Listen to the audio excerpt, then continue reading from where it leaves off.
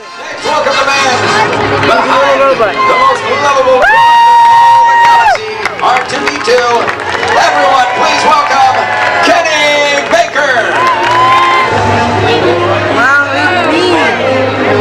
Kenny Baker, this is from Heidi from Seminole. How did they find you for the part of R2-D2, and how difficult is it to drive, she says, to drive R2-D2 or operate?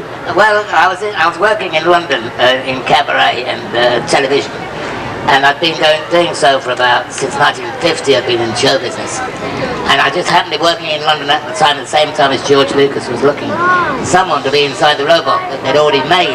They'd already made small because it's to contrast in height with Carrie Fisher being reasonably small and Mark Hamill fairly small, and then there was Chewie, who was quite tall, and Darth Vader was quite big. So they wanted a little robot to be as small as possible. But then they couldn't use kids because you couldn't allow kids to work those hours. You know, sometimes we were on the set, we've been up since 4 and we're on the set at 8, and you sometimes work till 8 at night. By the time you get home it's 10, and you've got to be up again at 4, and you know, you kids couldn't do it. And then also they wouldn't be strong enough, because the actual robot weighed about 80 pounds. And at the time, back in 76, I weighed about 70 pounds. So, and I weigh a bit more now than that, you see. So anyway, that's what happened to me. And I happened to be in the right place. And I just went down to 20th Century Fox in Soho Square in London, and walked into this room with George Lucas, Gary Kurtz, Robert Watts, Les Dilley, Norman Reynolds, all kinds of people in there. And I walked in the room and they went, "Yeah, he'll do." And that was it. You know, I was in. But as far as moving the robot, it's very, very difficult to actually move it.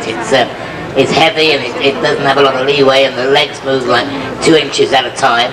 And I didn't find out until I transferred my weight to the left that I could move the right foot, and then transferred my weight to the right to move the left foot. And it was so slow that I just couldn't keep up with the action, so they had to develop a remote-controlled robot, which is still supposed to be me, but it just leans back and takes off, and that's when it's remote control. And that's about it, really. All right, this question is from Jeff, again for you, Kenny. How long of an average day did you stay in the suit, and how hot is it inside the R2-D2 suit? Did you film the scenes in the desert with the heat? Yeah, well, we were filming most of the desert scene. Well, some of it was in Yuma, in Arizona, and that was pretty hot. And then we did 2 films, well, they've done most of them in Tunisia in North Africa, and the day I actually shot my little bits and pieces with the plane you were just talking about was around about 127 degrees. So you could fry an egg on my robot if you wanted to. But it was pretty hot, and there's no fan in there, there's no air conditioning or any of that kind of thing. So it was very warm. They put a fan in, and there's a whole space between the legs at the bottom there. So they put a tube and blew air into it to freshen me up a little bit, and all it did was we moved the warm air around. It didn't do much in the way of cooling me off, but that was better than nothing at all. But I was only in the robot just as long as it takes to get the shot, and if there aren't too many extras involved, it was just me in a close-up, or Anakin Skywalker and myself, or Anthony Daniels in C-3PO and myself. They didn't keep us in there for too long, maybe about an hour at the most. And it wasn't too bad. In actual fact, I think my robot insulated me from the heat, because it was silver and shiny and it reflected some of the heat. So it wasn't too bad, really, not a problem. Kenny, did you star in the movie The Wizard of Oz? No, that wasn't me. That was an American film. I don't remember exactly who was in the film. I was in Time Bandits, which was successful, and oh, thank you. And I played Fidget, and it was Terry Gilliam from Monty Python that was the director, who's a crazy guy, you know. We went for a drink, Jack Purvis and myself. Jack was the Jawa that shot me in the canyon in Star Wars. And when we were in this Time Bandits, we went for a drink with Terry afterwards in an English pub somewhere in the south of England. And he said, "Now, how are we going to finish this movie?" I said, "What do you mean, how are we going to? It's your movie, you're the director, what are you asking me for? Let's have another drink and maybe we'll think of something." Yeah. All right, this is from Chris Jones from New York. What movie was your favorite and why? Me? Oh, well, I like Dancing with Wolves, actually. That's one of my favourites. No, I mean, Dr. Zhivago, Lawrence of Arabia, The Cruel Sea. There's some beautiful movies made, and that's also more modern movies than that being made, which are great, you know. But of the Star Wars movies, I liked The Empire Strikes Back. I liked Amadeus, the film about Mozart. I was in that, and there's so many good movies made these days that are very, very good. I like more natural stuff and more historical stuff, usually more than science fiction. I shouldn't say that, should I really?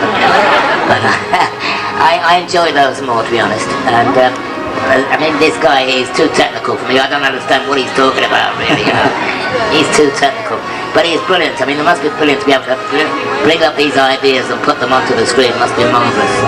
Congratulations. Well, thank you, Kenny. It takes you to bring them to life. All right, and Kenny, for you as R2-D2, which feature of R2-D2 do you think is your favorite? Well, he doesn't have any features, does he? Yeah. Pardon? Yeah, like the projection screen. Yeah, well, we do a lot of stuff. I do a lot of blue screen stuff, which is not always in, you know, in a set or a scene, because as I said earlier, I can't keep up with the action. There aren't very many scenes where there's nothing happening in movement. You know, there's not a lot of talking, a lot of dialogue. Not very much. It's only with the principal characters, and then it's usually pretty serious, which I don't really get too involved with. I usually get chasing people up and down corridors and things. But then the stuff that I do is usually on a blue screen. And maybe you're looking at we might have to imagine there's a rocket ship or a starship, I don't know, or an X-wing fighter or something going from left bottom screen to the top right screen. And hopefully you're all looking at the same place at the same time. But it's all in your imagination. And a lot of my stuff was blue screen. In fact, I only just did a few weeks in London recently at Ealing Studios, which is West London. And a beautiful little studios. So I wasn't involved too much in this one. Although you never know with me, because he sometimes puts me in. You know, he films me and then he slots me in different sections. And sometimes I don't even know what I'm in until not at times. But that's what I do.